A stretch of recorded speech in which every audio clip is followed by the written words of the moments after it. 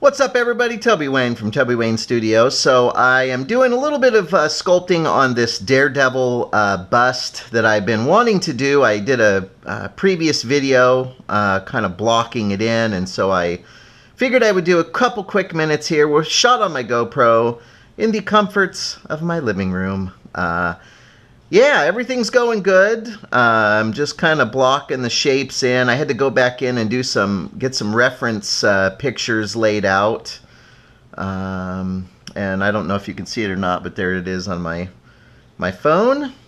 But yeah, so Daredevil is actually a little trickier than I thought he was going to be, because there's quite a few different styles of the character, different masks and all that good stuff once I started looking. So plus I'm just trying to get the I guess the established look of what it is that I'm trying to accomplish. So I think his head will be turned, looking this way. His chest will be in here somewhere. This will be kind of the angle that I'm thinking.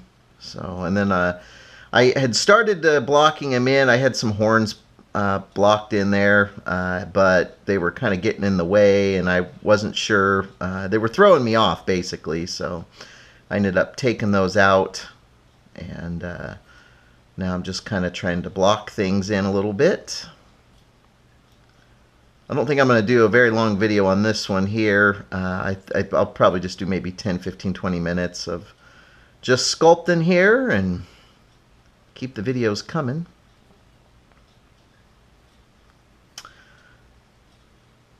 For some reason, I was really struggling with getting the eye placement for this one, and I think it's just because I had kind of started things out by, laying in the major foundation landmarks, like the horns and the ears and all that stuff, before I really got the eyes and everything placed. So it's kind of a good idea to get things established before you start working on the small details. So but it's all good. I turned things around and have kind of started shaping them up a little bit.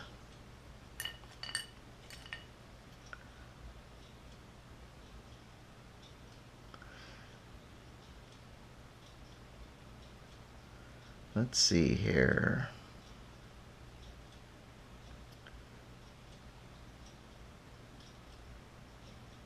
Not a whole lot to say. I'm just, like I said, just kind of trying to establish the facial features and the positioning of where I want the head and all that good stuff to be turned and looking to. And working on little pieces like this are it's a challenge to try to get that nose and everything to be nice and crisp and clean. I found that I almost need like something like an X-Acto blade or something to really go in and just cut and shape the nose and all that good stuff the way that I want.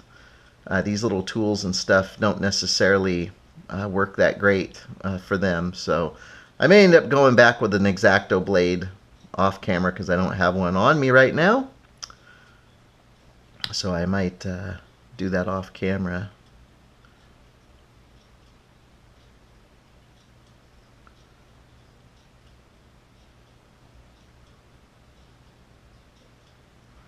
There's what I was talking about with that tin foil sticking through in the previous videos, where you can kind of do the loose crumples and then of the tin foil filler, and then you can just press it and it pushes right in, and you can smooth it over. So all those little things disappear. And the nice thing too is Super Sculpey is pretty forgiving, in the sense that if I do have a section of tin foil exposed in the final sculpt, if I absolutely cannot get it to push in anymore, I can go ahead and bake this and then just come in and carve that area away, push it in real firm like, and then I can add more Sculpey to it, and then just rebake it or hit it with a heat gun, and that'll seal that over. So Sculpey is an awesome material. I really enjoy sculpting with Super Sculpey.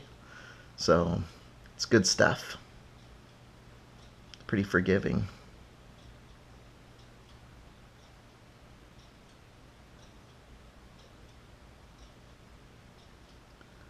think I'm going to also be studying some faces off camera to find the right, I don't know, facial anatomy or landmarks.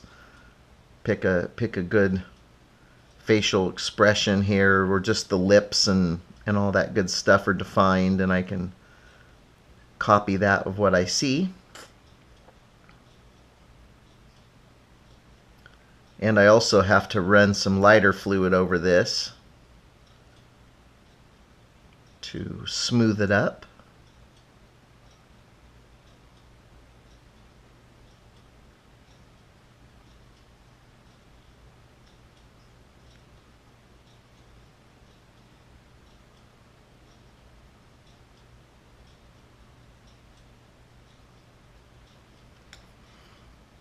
I really like these Royal Art tools. They've got the little spheres on the ends, and I've got several different sizes, but I really like sculpting with these because you can just really get in and manipulate the clay with those little metal balls there.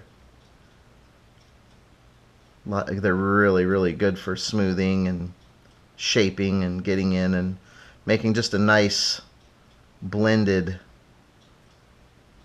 mark.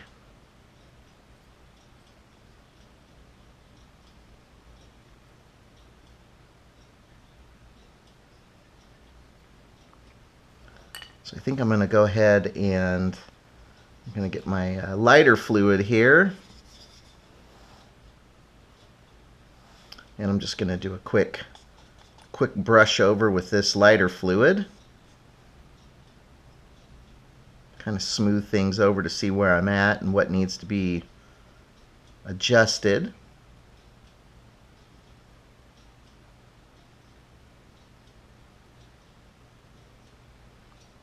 And I want to be careful because around those eyes, the eyes are so finicky that if I use lighter fluid, which is a very aggressive smoothing agent, which I think I'm going to do a video on here in the future, talking about the different types of smoothing agents I use, but this stuff is super aggressive, so it'll eat the details away if you're not careful. And I like the ear, how you can lay this, put your ear in there and then just do some fine detail so that it looks like it's underneath a mask. You can just see the ear shapes. I always liked that look. So, and it's also very easy to sculpt, so that's nice. And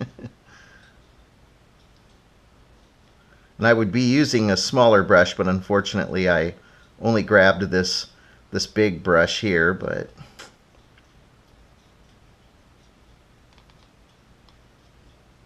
when I get ready to go in and hit the smaller details with those lighter fluids, I'll get a different, smaller brush and a little more controlled, which is good.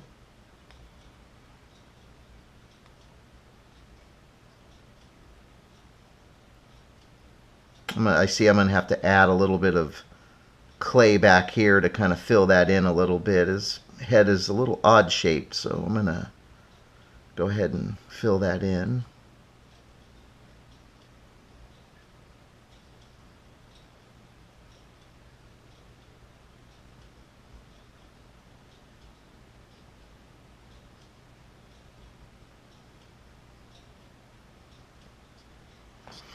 Yeah, so that's pretty much where I'm at right now. I've only been working on them for a few minutes, so I'd say maybe 30, 40, 50 minutes, something like that this morning.